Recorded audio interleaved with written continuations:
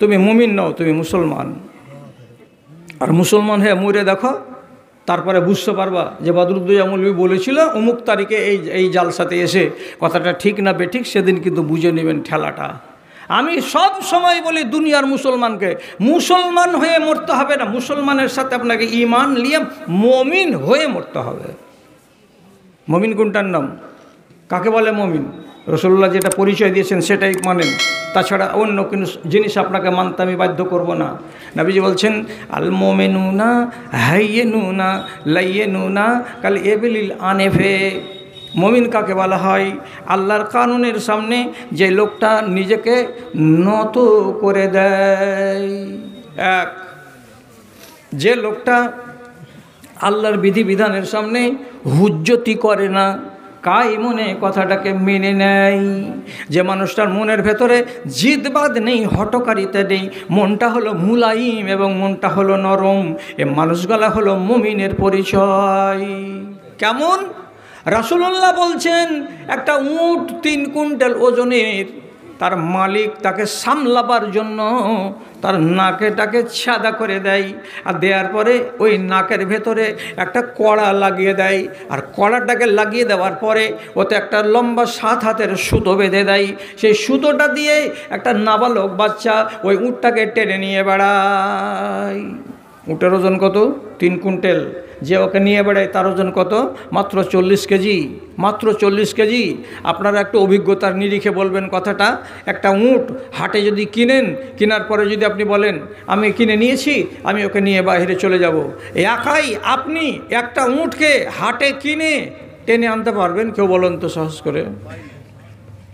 আপনারা 4 বাপ বেটা মিলেও আনতে পারবেন না। হাজি মৌলভী সাহেব কিনবো কেমন করে, আনবো কেমন করে? যে লোকটার কাছে কিনবেন সেই লোকটা যতক্ষণ পর্যন্ত সহযোগিতা না করবে, এর মানে কি ও নিজের মুনিবকে চিনে। মুনিব যখন ওর এমনি করে নাতটাকে ধরে, পাখাটাকে ধরে টানতে টানতে টানতে টানতে হাটের বাইরে নিয়ে যাবে, তখন কিন্তু আপত্তি করবে না। আর ওইখানে যাওয়ার পরে আপনার হাতে যখন তুলে দিবে, দেওয়ার পরে ওর মুখটাতে চোখটাতে গামছা দিয়ে আগেই বেঁধে দিবে, দেওয়ার পরে তখন সে ওখান থেকে চুপচাপ পালিয়ে যাবে। এবার আপনারাকে বলবে আস্তে আস্তে করে টানেন আর চলে যান, টানেন আর চলে যান। হঠাৎ মুখ খুলবেন যেমনি ওর গামছা এমনি করে যদি দেখে 10 জনাকে পেতে গেল, প্রথমে এমনি করে টুটিখান যদি খালি এইরকম করে চাড়ে, আপনারা 10 জনাকে লেথড়ে ফেলে দিবে জমিনে। এত শক্তি, শুনবে না কাউরি কথা। কিন্তু নবী কি বলছেন? ওর যদি 7 বছর বয়সের একটা নাবালক চাকর থাকে মালিক, ওই মালিকের হাতে যদি সুতোটা থাকে, তাহলে যেদিকে মালিকটা তার টেনে নিয়ে যাবে, ওই অত 3 কুইন্টাল ওজনের উটটা সেদিকে সেদিকে চলে যাবে। হুজ্জতি করবে না, নাফরমানি করবে না, মনটাকে নরম করে মুনিবের ইশারায় ইশারায় হাঁটতে থাকবে। এটা হলো উটের পরিচয়। কেমন উটের পরিচয়? নাকটাকে যার ছাঁদা করে বালা লাগানো আছে সেই উটের পরিচয়। তারপর রাসূলুল্লাহ বলছেন ইজাস্তাকাদা, যখন লাগামটাকে ধরে রশিটাকে ধরে টানবে, তখন পিছনে পিছনে পিছনে পিছনে হাঁটবে। ওয়াইজাস্তানা খা আনা খা, যখন ওই ছেলেটা বলবে এখানে বসে যা, গরম বালির উপরে যদি ইশারা করে দেয় এখানে বসে যা, ওইখানেই উটটা বসে যাবে।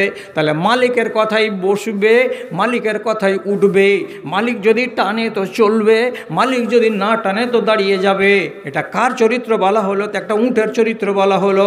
বলছে উটটার এই চরিত্রের সঙ্গে তুলনা করা হয়েছে কাকে? তো একজন মুমিন মুসলমানকে। কেমন কথা যে, কেমন করে এটা কথা মিলবে? যে উঠতে বললো তো উঠে গেল, বসতে বললো তো বসে গেল, উটটা সেই চরিত্র আমাকে ধারণ করতে হবে। এর মানেটা কি? এর মানেটা কি বুঝবেন তো?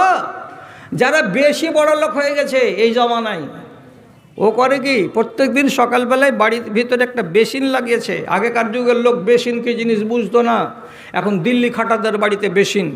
আগেকার লোক ঝর্ণা কাকে বলে বুঝতো না, 5 স্টার হোটেল কাকে বলে বুঝতো না, এগুলো জিনিস জানতো না লোকে। এখন বাড়ি বাড়ি 5 স্টার। সকাল যেমন হয়ে গেল, পয়সাওয়ালা লোক তো, সামনে বেসিনের খাড়ো হলাম, আর বড় আয়না, চেহারা দেখা যাচ্ছে। একটা কোটা খুললাম, ওতে এখানে এই করে একটা ব্রাশকে ডুবিয়ে এটা করে গালে গালে মাখিয়ে নিলাম। এটা হলো শেভিং ক্রিম। আর লাগাবার পর রেজার বের করলাম। এবার কি করছি? বিসমিল্লাহির রহমানির রহিম। পাক কাজ না না পাক কাজ? হারামি কাজে বিসমিল্লাহ। কথা বুঝতে পারছেন কি না? মদ খেতে গেলে বিসমিল্লাহ কোহা লাগবে। কেউ যদি কয় বিসমিল্লাহির রহমানির রহিম, হারামি কাজে বিসমিল্লাহ লাগবে। বিসমিল্লাহির রহমানির রহিম রেজার চালাবে। এবার তো রেজারটা চালাবার আগে আল্লাহ রাব্বুল আলামিন বলছেন, নবী বলছেন, এরে লোকটা ভালো করে বুঝতো মুমিন কাকে বলা হয়। যখন তোকে টানবে তখন তুই হাঁটবি, যখন তোকে খাড়ো হতে বলবে তখন তুই খাড়ো হয়ে যাবি। উটের চরিত্র যেমন তোর চরিত্র তেমন হবে। এবার তোকে গাঁথা আছে কি দিয়ে? তো তোর নাকে লাগাম দিয়ে একটা নল লাগানো আছে, একটা কড়া লাগানো আছে। এবার তোকে বলছি উটটার মতো করে শরীয়ত তোকে টানছে এমনি করে ধরে।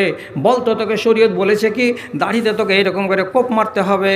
যদি বলো হ্যাঁ তো চালাও, আর যদি বলে না তো না চালাও।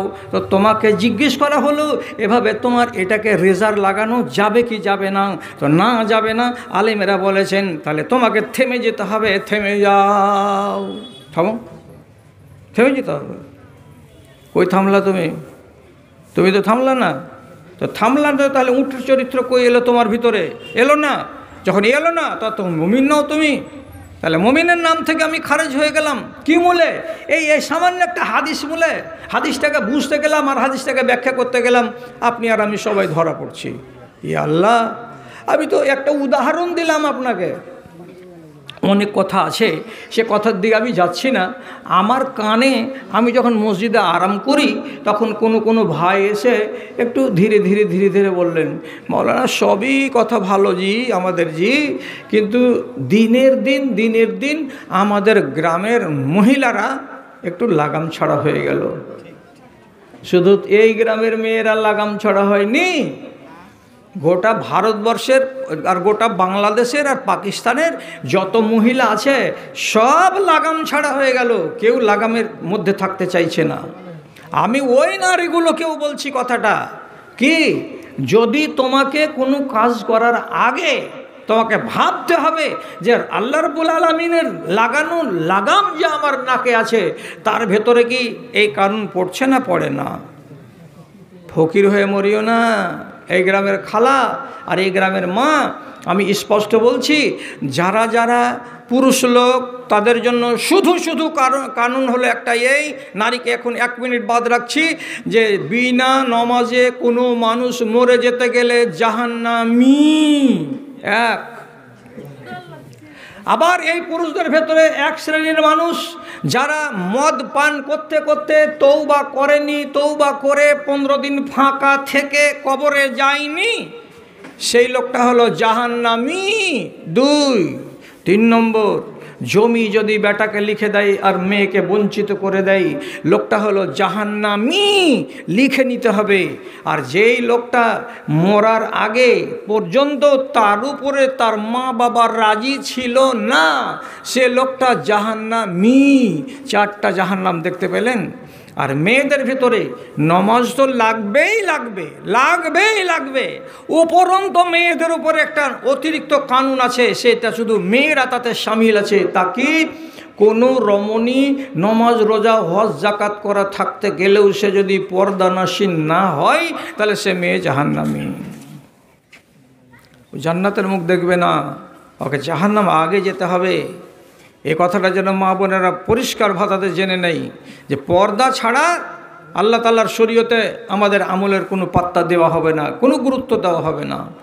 আর দুনিয়ার ভাষাতে একটা কথা আছে, কথাটা দুনিয়ার কিন্তু বড় উচিত কথা। এই কথাটাকে যদি মুখস্থ রাখেন তো অনেক কাজ দিবে। আর বিশেষ করে প্রত্যেকটা ভাই আপনি আপনার স্ত্রীকেও শুনিয়ে দিবেন আর শিখিয়ে দেবেন, তাহলে আপনার স্ত্রী অনেকটা সাবধান হবে। কি? 3টা জিনিসের কোনো দাম নাই, 3টা জিনিসের কোনো মূল্য নাই, 3টা জিনিসের কোনো ভ্যালু নাই। কি করছে এখানে? যে ভ্যালু নাই 3টা জিনিসের, কোনো দামই নাই 3টা জিনিসের। কি কি? আঙুলে গুনেন। নদীর পাড়ে বাড়ি, কখন কেটে পড়ে যাবে? পড়বে না জি? বাবলাবানা মসজিদ আছে না, পড়ে গেছে। এইসব বিশাল দোতলা মসজিদ, গঙ্গার পাড়ে বাড়ি, কোনো ভরসা নাই, কোনো দাম নাই। শামশেরগঞ্জের 7খানা গ্রাম এই বছর গঙ্গার তলায় চলে গেছে। এই জন্য কথাই বলা হচ্ছে কি, নদীর পাড়ে বাড়ি, কোনো দাম নাই, ব্রেক ছাড়া গাড়ি, কোনো দাম নাই। আপনাকে 20 লক্ষ টাকার যদি একটা গাড়ি দেওয়া যায়, আর গাড়িতে যদি সিস্টেম না থাকে যেতে ব্রেক লাগবে, ব্রেকের সিস্টেমটাই করা হয়নি গাড়িটাতে, আপনার কাছে বিক্রি করে দেওয়া হবে মাত্র 5 লক্ষ টাকায়। কোন খেপার বেটা খেপা আছে গাড়িটা কিনতে রাজি আছে? কিনবে? ব্রেক ছাড়া গাড়ির কোনো দাম নাই। এখান থেকে বের হবে, ভাটা পার হবে না, 4টা মুরগি মারবে, 2টা মেয়ে লোককে মারবে, মারার পরে তখন থামবে। তাহলে এর কোনো দাম নেই। আর কি 3 নম্বরে কথা হলো হায়া ছাড়া নারী। যে নারীর হায়া নাই, ওই নারীর কোনো দাম নাই, কোনো দাম নাই, 1 পয়সা দাম নাই। কিসের জন্য এত বড় কথা বলা হলো? এই জন্য বলা হলো, নবীজি বলছেন আল হায়া ও শুবাতুম মিনাল ঈমান, ইযা লাম তাস্তাহি ফাসনা মা শিতা। হায়া হলো ব্রেকের কাজ করা। হায়ার মানে হলো দ্বিধা, হায়ার মানে হলো সংকোচ, হায়ার মানে হলো মনের ভেতরে একটা অনুশোচনা প্রকাশ করা। আমি যে কাজটা করতে যাচ্ছি এটা লোক যদি জানতে পারে তো পরিণাম ভালো হবে না, এমন ভেবে চিন্তে থমকে যাওয়া, দাঁড়িয়ে যাওয়া, রুকে যাওয়া, এটাকে বলা হয় হায়া। তো যে নারীর ভেতরে হায়া নাই, যে পুরুষের ভেতরে হায়া নাই, নবীজি বলছেন যেমন লাগে তাই করো, যেমন লাগে তাই করো। তোমার ব্রেক নাই তো তোমার ইচ্ছা যা আছে তাই করে যাও, কেউ তোমাকে বাধা দেবে না। আর দ্বিধা যদি থাকে, দ্বিধার আরবি হলো হায়া, যদি হায়া থাকে তাহলে তোমাকে বাঁচাবে। কি বলে বাঁচাবে? এখানে যে তুমি মাঠে একটা যুবতী মেয়ে ছেলের সাথে গল্প করছো, লোক যদি দেখে তো কি বলবে? কই হ্যাঁ গো ঠিকই তো, দাঁড়ালে না, চলো ভাগো এখান থেকে, না এই কাজে যাবো না। এটা কে আটকালো? হায়া। আর বাংলাতে কি বলে একে? দ্বিধা। যার দ্বিধা নাই যা ইচ্ছা তাই করো। এখন একটা মেয়ে ছেলে ওকে ওয়াজ শুনালেন আপনি সারা রাত, সকালবেলায় আপনি ওর মোবাইলকে কোনো একবার চেক করে দেখেন তো 25টা বেটা ছেলের নাম্বার ওর মোবাইলে সেভ করা আছে। হঠাৎ করে একটা টিপে যদি বলেন এই মফিজুদ্দিনটাকে তোমার, ওই যে 2nd ইয়ারে পড়ে, আমি 1st ইয়ারে পড়ি, ও 2nd ইয়ারে পড়ে আর তুমি 1st ইয়ারে পড়ো, ওর সাথে তোমার 7টা কিসে যে মোবাইলে কেন হলো? প্রত্যেক দিন ট্রেনে দেখা হয়, তো আমার সাথে দেখা হয় না? আমি যে মুলবি প্রত্যেক দিন এখান থেকে যাচ্ছি আর আসছি, জালসাতে যাচ্ছি আর জালসা থেকে আসছি, তো আমার 1 পাঞ্জা যে দাড়িওয়ালা আছে তো আমার সাথে দেখা হয় না, তো কই আমার মোবাইল নাম্বার তো কেউ নাও না। তাহলে প্রশ্ন হবে না এই কথাটা যে একটা আজনাবি ছেলের মোবাইল নাম্বার তোমার মোবাইলের ভেতরে কেন থাকবে? সেই একটা হয় একটা, 2টা হয় 2টা, 20টা 25টা নাম্বার নিয়ে। আর যত মেয়ে ছেলেকে দেখছি স্কুলে পড়া, স্কুলে পড়া, স্কুলে পড়া, ওই বড় মোবাইল নিয়ে এই এরকম করে খালি টানতে আছে, টানতে আছে। কোন তুমি কাস্টম অফিসে চাকরি করো যে সারাক্ষণ তোমাকে এমনি করে করে খালি টানতে হচ্ছে? কি টানছো এগুলো করে? হ্যাঁ, আমি তো নিজে খারাপ করলাম আমার মেয়েটাকে, ওকে মোবাইল দেন, আমি বলছি 100 বার বলছি দেন, একটা মোবাইল দেন, 1200 টাকা দামের নোকিয়া গেলে একটা কিনে দেন না। কে মানা করছে আপনাকে? বিপদে পড়লে বলবে বাপু আমি স্টেশন থেকে কিছু পাই না, বাড়ি আসবো কেমন করে? আপনি আগে নিয়ে আসবেন ওকে।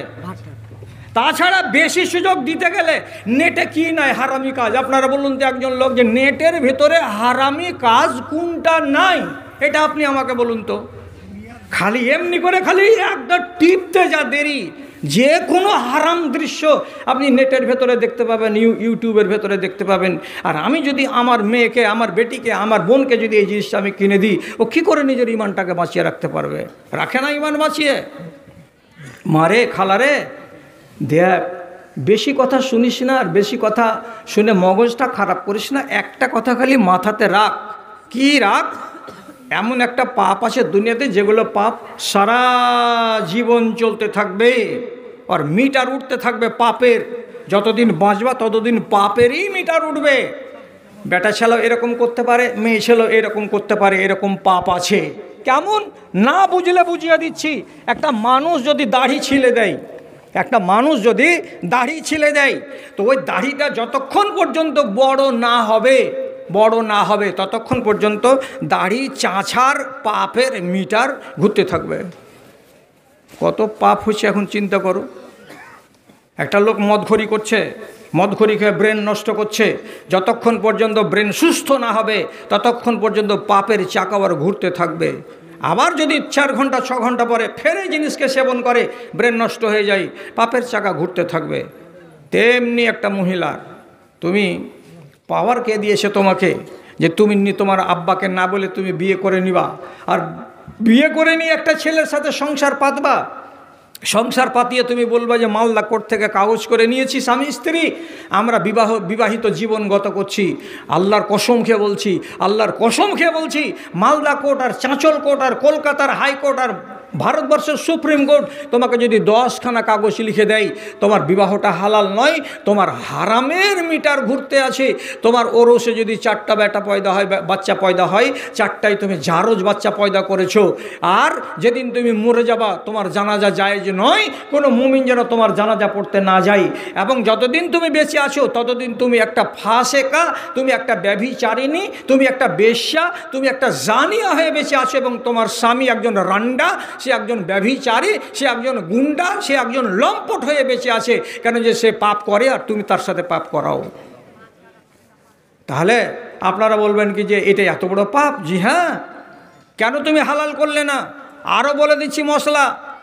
বেটা সাবালক হলে বাপকে বলবে, বাপকে না বললে নানাকে বলবে আমার বিয়ে দিয়ে দাও। তেমনি যে কোনো নারীকে আল্লাহ রাব্বুল আলামিন পাওয়ার দিয়েছেন, তোমার ইচ্ছা যদি জাগে আমি বিয়ে করব উমুকের বেটাকে, স্পষ্ট ভাষায় বলতে হবে বাপকে, আব্বা আমার দক্ষিণ মাথার উমুকের বেটার সাথে আমার বিয়ে করে দাও। নাজায়েজ নয়, নাজায়েজ নয়। কিন্তু তুমি সেই পথে কেন যাচ্ছ না? মশলাটা শিখে নাও। নেওয়ার পরে অন্য কথা বলি, বাপের কাছে আছে 50 নম্বর আর মেয়ের কাছে আছে 50 নম্বর। যখন এক জায়গাতে বাপ বেটি জমা করবে তখন কত নম্বর হবে? 100 নম্বর। তখন কাজী বলবে দুয়াটিকে আয়াতটিকে পড়ার পরে, খুতবাটা দেওয়ার পরে, উমুকের ছেলের সঙ্গে এত টাকার বিনিময়ে, এত টাকা ধার্য মোহরে তুমি তাকে স্ত্রী বলে কবুল করলে? বলে হ্যাঁ কবুল করলাম। যদি বাপ 100 নম্বরের 50 নম্বরটা যদি বেটিকে না দেয় আর বেটি বলে যে আমি বিয়ে করে নিলাম, হবে না বিয়ে। বাপ যদি কি করে গায়ে জোরে বিয়ে দিয়ে দেয় যে আমি বিয়ে দিব রাঘবপুরের অমুকের বেটার সঙ্গে, ছেলেটা চাকরি করে আর মেয়ে রাজি নাই, আল্লাহর কসম খেয়ে বলছি বাপ হয়েছে তাই বলে তুমি চ্যাট হয়ে যাওনি, ওই মেয়ের বিয়ে তুমি গায়ে জোরে দিতে পারো না। কেন যে মেয়ে তোমাকে 50 নম্বর দেয়নি। বাপের যেমন পাওয়ার নেই বেটিকে নারাজ করে বিয়ে দেওয়ার, তেমনি বেটিরও কাছে পাওয়ার নেই বাপের নম্বরটাকে না নিয়ে বিয়ে করার। কথা মাথাতে যদি ঢুকে থাকে তো আলহামদুলিল্লাহ, না ঢুকে থাকে তার কেমন করে ঢুকাবো আমি। এই জন্য সম্মতি লাগে কার? একজনের আর একজনের। আগে বাপ আর বেটিকে সম্মত হতে হবে। হ্যাঁ অমুক জায়গায় বিয়ে লাগিয়েছি, বেটি তুমি রাজি তো? বলছে হ্যাঁ রাজি, এবার বিয়ে লাগান। কেউ একজনের সম্মতি নেই, বিয়ে হবে না। সহি হাদিসে বলছে আইয়ুমা ইমরাতিন নাকাহাত বিগাইরি ইজনি ওয়ালিয়্যাহা ফানিকাহুহা বাতিলুন বাতিলুন বাতিলুন। যে কোনো রমণী তার বাপকে না বলে যদি বিয়ে করে নেয় তাহলে পরে সেই বিবাহটা বাতিল হবে, বাতিল হবে, বাতিল হবে। শব্দটা 3 বার করে নবীজি বলছেন নিকাহুহা বাতিলুন বাতিলুন বাতিলুন। তার বিবাহটা বাতিল বাতিল বাতিল, এটা বিবাহ নয়। তো যেখানে বিবাহ হয়নি যেখানে বিবাহ হয়নি সেখানে একটা স্ত্রীর কাছে, একটা মেয়ে ছেলের কাছে একটা বেটা ছেলে যে রাত কাটাচ্ছে, এটা নেকির কাজ না পাপের কাজ? আপনি বলুন এবার। ওই জায়গার থেকে একটা ছেলে উৎপন্ন হয়ে গেল, বাচ্চা পয়দা হয়ে গেল। আপনি বলুন যদি কচুর বোনায় পাটের জমি থেকে কেউ বাচ্চাকে উপজিয়ে আনে তো সেই বাচ্চাটাকে জারজ বলবেন? আর আংনাতে ছাপের খাটে হয়ে গেল বাচ্চাটা, তার জন্য এটা বাচ্চা জারজ নয়? কি মশলা বানিয়ে রেখেছেন আপনারা আর আমরা? দ্বিধা কোথায় গেল? সংকোচ কোথায় গেল? ছেলেরই কোথায় গেল আর মেয়েরই কোথায় গেল? কাকে বলে হায়া? হায়া কাকে বলে? অত লম্বা চড়া আমি করছি না। রসুলুল্লাহর 150 নাম হলো আসমা। রসুলুল্লাহর 150 মানে বুঝছেন তো? সবাই তো বুঝছি। স্ত্রীর বড় বোনকে বলছি কি 150, তো 150 নাম হলো কি? আসমা। আসমার বিয়ে হয়েছিল জুবাইর রাদিয়াল্লাহু তাআলা আনহুর সাথে। জুবাইর রাদিয়াল্লাহু তাআলা আনহুর বাগান ছিল মদিনা মসজিদ থেকে 5 কিলোমিটার দূরে, 4.5 কিলোমিটার দূরে খেজুরের বাগান ছিল। 4টা বাড়িওয়ালি হযরত জুবাইরের।